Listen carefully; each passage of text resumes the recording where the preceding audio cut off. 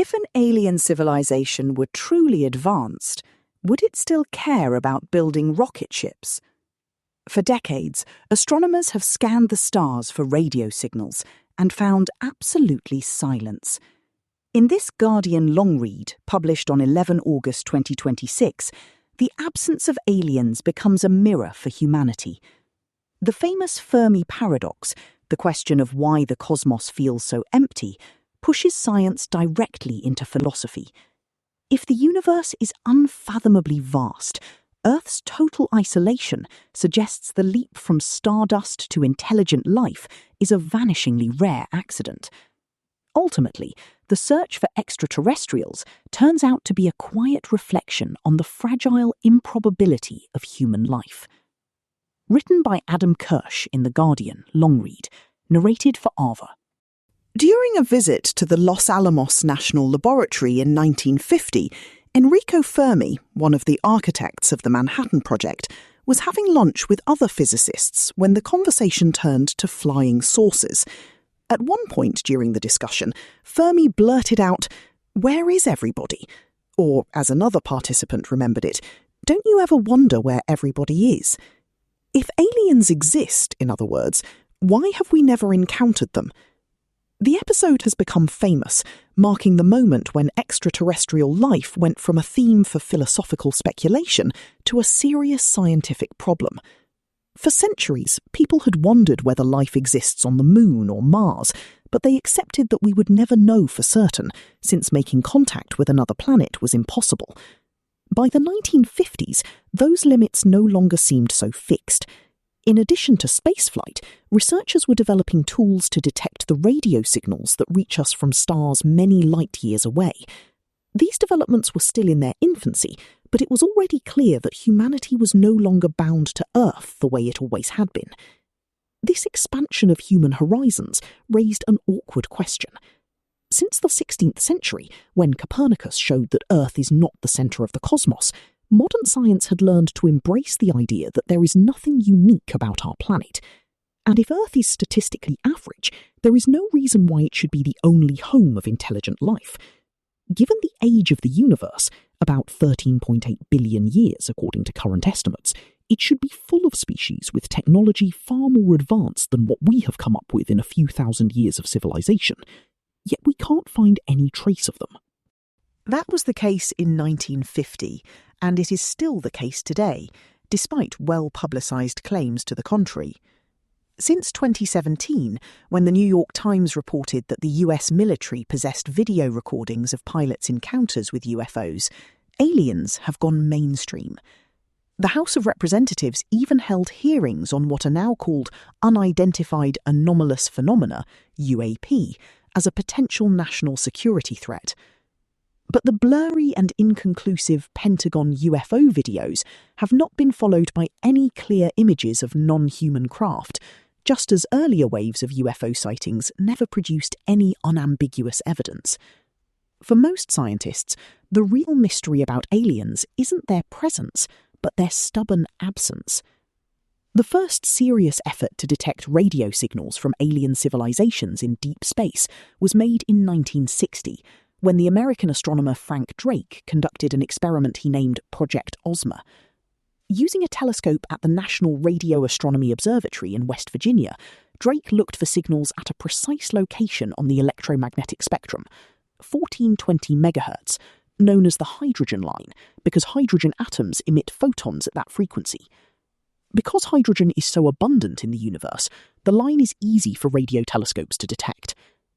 In a 1959 paper, astronomers Giuseppe Cocconi and Philip Morrison argued that this fact would be discovered at an early stage in the development of radio astronomy by any technological civilization, as it was by human beings. That made it likely, they reasoned, that any species looking to broadcast radio signals to attract the attention of cosmic neighbours would choose to do so at 1420 MHz. But though Project Ozma spent 150 hours observing two relatively nearby stars, similar in size to our Sun, it detected no unusual activity at the hydrogen line. In 1971, NASA convened a panel of experts to study the best ways to search for extraterrestrial life. Their report, Project Cyclops was published the next year and has remained a kind of Bible for the search for extraterrestrial intelligence, usually shortened to SETI, ever since. The report called for the construction of the Cyclops system, an orchard of antennas 10 kilometres to 10 miles in diameter and containing 1,000 to perhaps 2,500 antennas. Such an array could scan the sky 200,000 times faster than Ozma. The cost of building Cyclops was estimated at $10 billion to $25 billion, the equivalent of $77 billion to $192 billion today, making it about as expensive as the Apollo program. It was never built, and Congress ended NASA's modest funding for SETI projects in 1993. Since then, all US efforts have been privately funded, mainly by billionaires such as Paul Allen, co-founder of Microsoft, and Yuri Milner, a Soviet-born entrepreneur. Advances in computer technology mean that today's SETI efforts are vastly more sophisticated than half a century ago, able to examine millions of radio channels from tens of thousands of galaxies. But the result remains the same. No artificial signal from an alien civilization has ever been detected. That doesn't discourage true believers. Seth Shostak, an astronomer at the California-based SETI Institute, writes that SETI's failure is tempered by the fact that the number of star systems sampled is still quite small.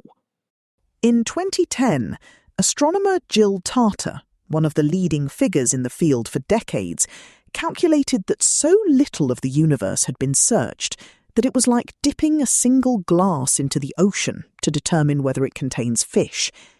If extraterrestrial signals are out there, and it's just a matter of looking in the right place, it's entirely possible that SETI could find one tomorrow.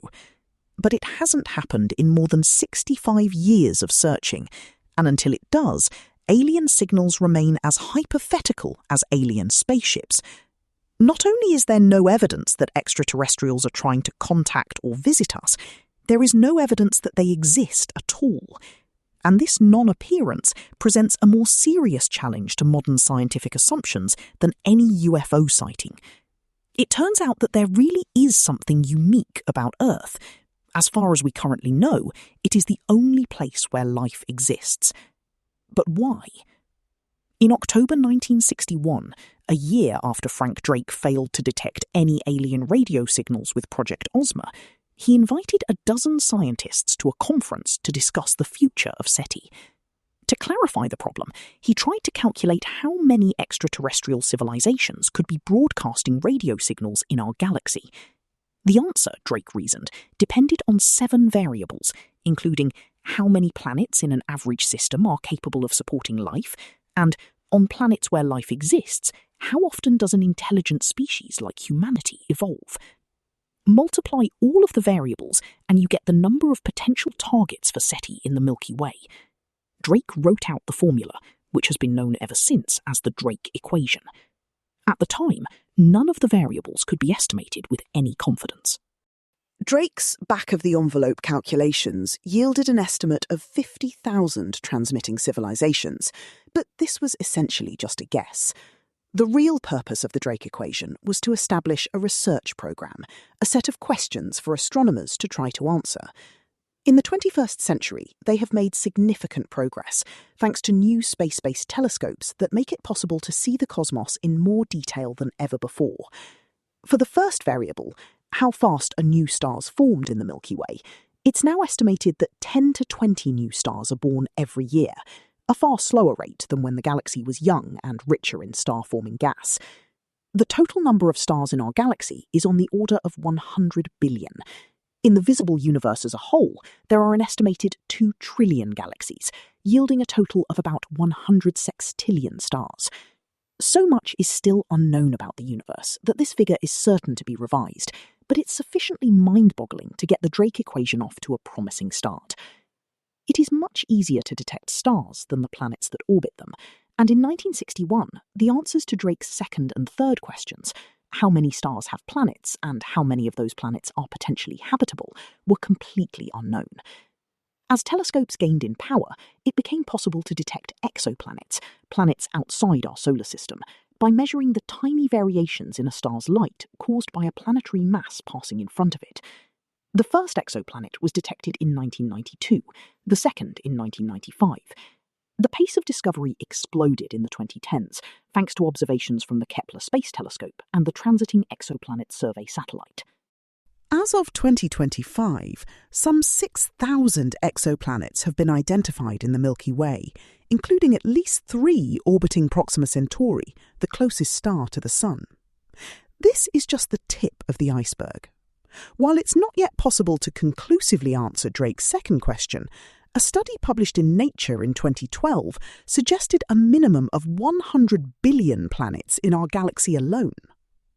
To answer Drake's third question, how many of those planets are capable of sustaining life, a new scientific discipline has emerged: astrobiology, the study of life among the stars. This is a paradoxical endeavour, since there are no examples to study. Instead, astrobiologists think about the basic conditions that make life possible and how we might determine whether distant planets meet those conditions.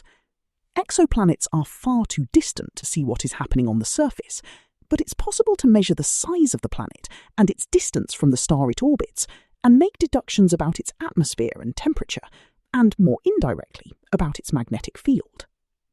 Since Earth is the only planet where we know life exists, it's natural to assume that exoplanets that resemble it in these respects are the most likely to be habitable. Astrobiological research thus also involves investigating life on our own planet to understand the range of environments in which it can develop. The discovery of extremophiles, primitive organisms that thrive in extreme conditions, has shown that living things can flourish under 2 miles of ice and in hot springs that reach 208 Fahrenheit, 98 degrees Celsius. This suggests that life of some kind could develop even on inhospitable planets. For instance, while there is no liquid water on Mars today, frozen remnants of ancient oceans are thought to exist under its surface. It's possible that some kind of extremophilic life could be detected by future probes. In 2025, NASA announced that a rock sample analysed by the Perseverance rover included 2 minerals, vivianite and greigite, that on Earth are byproducts of bacterial metabolism. The minerals may be a sign that primitive microorganisms existed on Mars several billion years ago. If confirmed, this would be a revolutionary discovery. As the astrobiologist David Catling has written, even the simplest microbes native to Mars would change the balance of probabilities that life exists elsewhere in the galaxy, for they would demonstrate that life can originate twice within one solar system. In fact, proof of life on Mars would not necessarily mean that it originated independently on 2 planets. It's also possible that life could have emerged on Earth and travelled to Mars, or vice versa, carried through space in meteorites or dust. That would be evidence for the panspermia theory, which holds that life originated in just one or a few places in the cosmos and then spread naturally over eons. On Earth, any life form more advanced than bacteria requires liquid water to survive. Thus, the most important criterion for a habitable exoplanet is that it can't be too close to the star it orbits, where intense heat would evaporate water, or too far from the star, where cold would turn it into ice. If an Earth-like planet is inside the Goldilocks zone, where the temperature is just right for liquid water to exist, it can be considered a candidate for life. The first such planet to be discovered was Kepler 452b, seen by the Kepler Space Telescope in 2015. It is a bit larger than Earth and takes 385 days to complete an orbit of its star, very similar to our year of 365 days. By 2025, the Habitable Worlds Catalogue, a database maintained by the University of Puerto Rico, included 29 Earth-like exoplanets, and the process of discovery has only just begun. A study published in the Astronomical Journal in 2020 estimated that the total number of Goldilocks zone planets in the Milky Way is at least 300 million, and possibly as high as 6 billion. Astronomy has made enormous progress in filling in the first 3 variables in the Drake equation. The difficulty, as the astronomer Sarah Seeger has written, is that the first 3 factors are measurable, the other 4 are not, and arguably never will be. The closest we can come to answering Drake's 4th question, how many planets actually develop life, is to look for biosignatures, chemical compounds in the atmosphere of an exoplanet that on Earth are associated with the presence of life. In 2025, researchers announced they had found dimethyl sulfide in the atmosphere of K2-18b, an exoplanet in the habitable zone of a star 124 light-years from Earth. Because that compound is produced on Earth by ocean plankton, it could be a sign of the presence of organic life. But the finding was quickly challenged by other scientists who argued the data did not prove the presence of dimethyl sulfide. K2-18b is a good example of the limits of astrobiology. To find an exoplanet is very difficult. To find one in the Goldilocks zone is even harder. To detect potential biosignatures is harder still. And even if biosignatures were to be definitively confirmed, it would only show that life may exist. There is no way to know whether it actually does, much less what form it takes.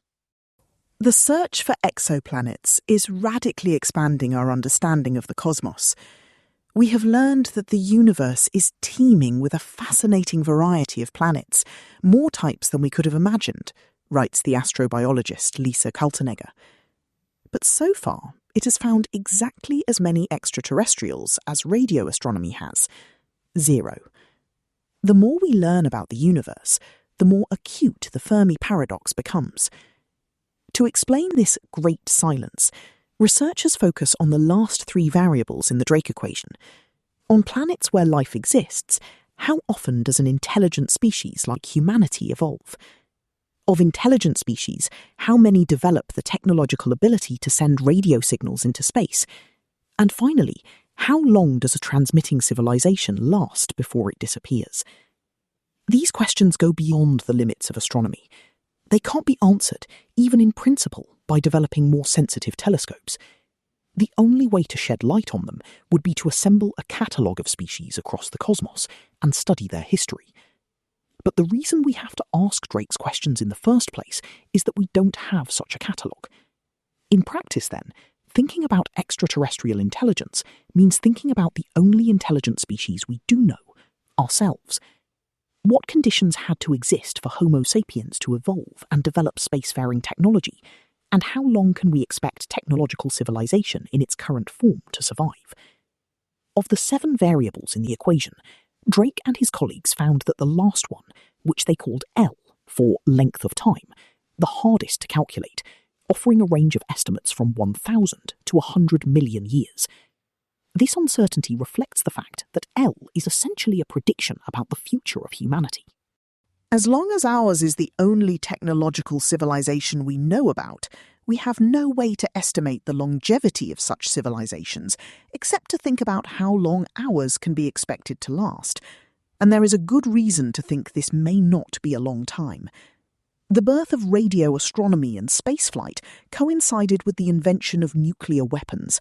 The same rocket technology that sent astronauts to the moon was used to build intercontinental ballistic missiles. Human beings have managed to avoid destroying ourselves in a nuclear war for the past 80 years, but it would be a bold prophet who would guarantee that we will not do so in the next 80, not to speak of the next 800. It is possible that technological progress is self-limiting. Any species powerful enough to escape its planet is powerful enough to destroy it.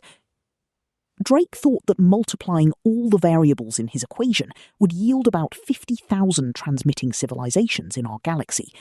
If the true number turns out to be just 1, it follows that at least one of those variables must have a much lower value than expected. In other words, there must be one or more steps in the evolution of advanced civilization that are very difficult to surmount. As the economist Robin Hanson wrote in an influential 1998 paper, there is a great filter along the path between simple dead stuff and explosive life. For some reason, the vast majority of stuff that starts along this path never makes it. In fact, so far nothing among the billion trillion stars in our whole past universe has made it all the way along this path. Like the Drake equation, the Great Filter offers a structure for thinking about what makes technological civilization possible. Any answer to that question involves astronomy, physics, and biology. It also leads to questions about human nature and destiny that have traditionally been the province of philosophy and religion. That certain physical conditions are necessary for the development of life has been recognised for a long time. Distance from the sun, the presence of water, a breathable atmosphere. But there are a multitude of other cosmic coincidences that may be equally necessary for life to develop and survive. For instance, any planet that is regularly bombarded by asteroids would find it difficult to sustain life for long. When a single asteroid, about 6 miles in diameter, struck the Yucatan Peninsula 66 million years ago, it is thought to have extinguished 3/4 of all existing species, including the non-avian dinosaurs. Such impacts would be much more common if not for the presence of Jupiter, a giant planet just the right distance from Earth to intercept comets and asteroids. A Jupiter-like neighbour may be a prerequisite for advanced life, since on a planet without one, the clock of evolution would be continually reset by mass extinctions. Then there is the role of plate tectonics. The Earth's surface is broken into large plates that drift very slowly over time. At their fault lines, old rock made of carbon is drawn into the planet's hot interior, and new rock is produced in the form of magma. This conveyor belt has the effect of stabilising the level of carbon in the atmosphere, preventing runaway heating or cooling that could extinguish life. Geologists aren't certain why Earth has tectonic plates. The current best theory is that the decay of radioactive elements in the interior of the planet produces heat that melts subsurface rock, but we know that ours is the only planet in the solar system to have them. Mars and Venus, which are rocky and about the same size as Earth, have rigid surfaces that don't break into separate masses, so it's possible that plate tectonics too belongs on the list of prerequisites for life.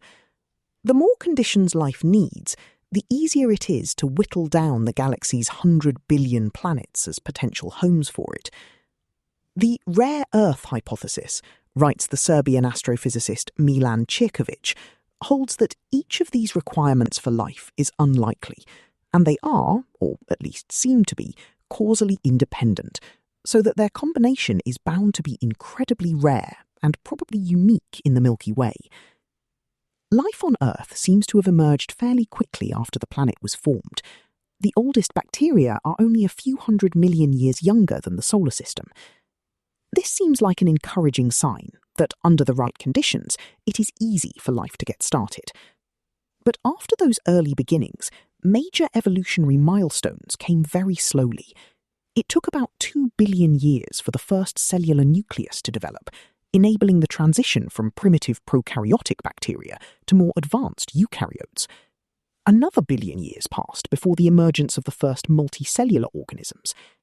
Strikingly, genetic evidence shows that each of these crucial developments occurred only once in the history of life on Earth. This suggests that they may not be inevitable stages that life would pass through anywhere, but surpassingly rare accidents.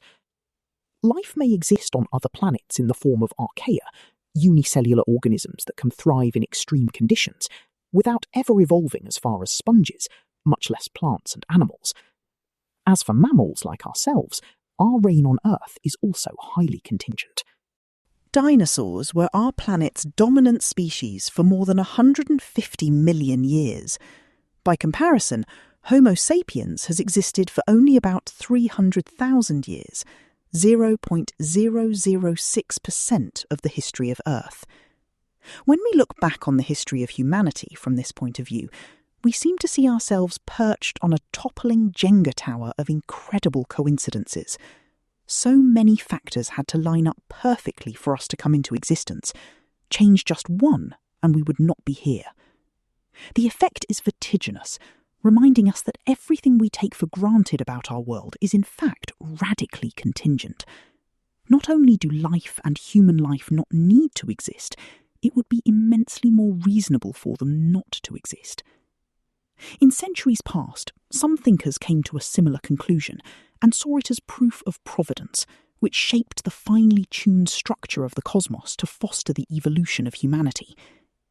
Today, rather than turning to old supernatural doctrines to explain human uniqueness, a new generation of cosmologists argues that we need to radically expand our idea of the forms life and intelligence might take and how we should go about looking for them. SETI operates on the premise that we will find aliens because they want to be found. It looks for radio signals sent deliberately into space with the goal of attracting attention from civilizations advanced enough to detect them. The Project Cyclops report argues that the sending race will attempt to make the job of deciphering and understanding the messages as simple and foolproof as possible. This assumption reflects the optimism of the space age, when humanity landed on the moon and gazed into deep space for the first time. Having accomplished so much so fast, it was natural to believe that other intelligent species would be equally venturesome. Wouldn't they want to end their cosmic loneliness as much as we do?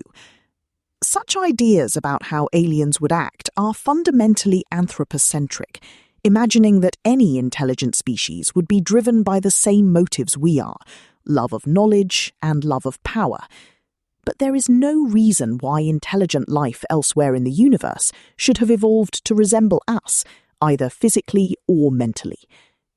In a 2016 paper titled The Hard Problem of Life, physicists Sarah Imari Walker and Paul Davies observe that both astrobiology and our assumptions about non-human consciousness tend to be biased by our understanding of terrestrial life. We take for granted that the particular forms that evolved on Earth, from the level of cells to multicellular organisms to eusocial and linguistic societies, are the inevitable product of natural laws, so that something like them must emerge anywhere life exists. But Walker and Davies argue that, in fact, life as we know it is the product of a combination of chance and necessity, including many unlikely events that pushed the evolution of life onto new pathways.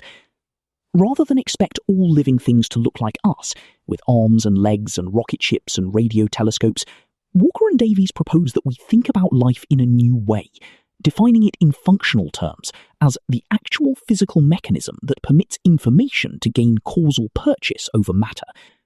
On Earth, information is encoded physically in DNA strands and synaptic impulses. Elsewhere in the cosmos, it might take such different forms that we wouldn't recognize it even if we found it. This idea fascinated the 20th century Polish science fiction writer Stanislaw Lem, who dramatized it in a number of novels and stories. In his best-known book, Solaris, humanity discovers a planet covered by a sentient ocean. The second chapter, The Solarists, is an elaborate imaginary history of scientific debates about this organism, which resembles a syrupy jelly. Is it a primitive being or a highly organised structure? Had it bypassed all the terrestrial stages of development, that is to say, the emergence of protozoa and metazoa, plant and animal evolution, yet still managed to become intelligent? The novel develops into a kind of horror thriller, as astronauts marooned on Solaris are stalked by bizarre apparitions. But these aren't ghosts. They are attempts by the ocean being to communicate with the visitors by reading their minds and adopting the shapes it finds there. The ocean itself seems to think by creating elaborate shapes and structures with its gelatinous waves. But the human visitors are totally unable to grasp the meaning of these movements. The real tragedy of Solaris isn't the gruesome deaths of the scientists, but what one of them calls the failure to make contact, the lack of response. More recently, theorists and storytellers, a distinction that often blurs when it comes to thinking about aliens, have begun to speculate that what separates us from extraterrestrials isn't different biologies. Rather, biology itself may be a primitive phase in the development of mind, which truly advanced civilizations inevitably outgrow. After all, the most impressive technological achievements of the 21st century have not been in space exploration, but in computing, which allows us to create ever more detailed and powerful models of the world. If this progress continues, we have begun to worry, artificial intelligence and virtual reality could replace human intelligence and material reality. Perhaps this is why we have so far failed to find traces of alien life. When intelligent species are sufficiently advanced, maybe their goal isn't colonizing planets, but escaping physical existence altogether. John Smart, a non-academic futurist who describes his work as acceleration studies, calls this the transcension hypothesis. aliens are invisible to us because they have transcended bodily existence as we currently understand it. Presenting this idea in a 2012 paper, Smart speculated that as civilizations develop more computation and simulation abilities, they will expand not into outer space, but into inner space, creating virtual realities more complex and interesting than physical reality. On Earth, computers have become ever more compact as they grow more powerful, so it makes sense to assume that the material substrate of alien virtual realities, the hardware on which the software of consciousness runs, will come to occupy less and less physical space. Ultimately, Smith argues, this process could yield a technology so compact that it would essentially disappear from the map of the cosmos. It's clear that the transcension hypothesis, like the Cold War era idea of galactic colonization, is a kind of presentism, assuming that whatever is happening now will continue to happen in the future, only more so. It elevates the computer revolution of the 21st century to a universal process that every technological civilization will follow. But in thinking about extraterrestrial life, it's hard to see how some degree of anthropocentrism and presentism can be avoided. In the absence of actual data about aliens, thinking about them is an act of imagination, and the only material our imaginations have to work with is our own experience. As our understanding of our species changes, so does our sense of what is probable or possible for our cosmic others.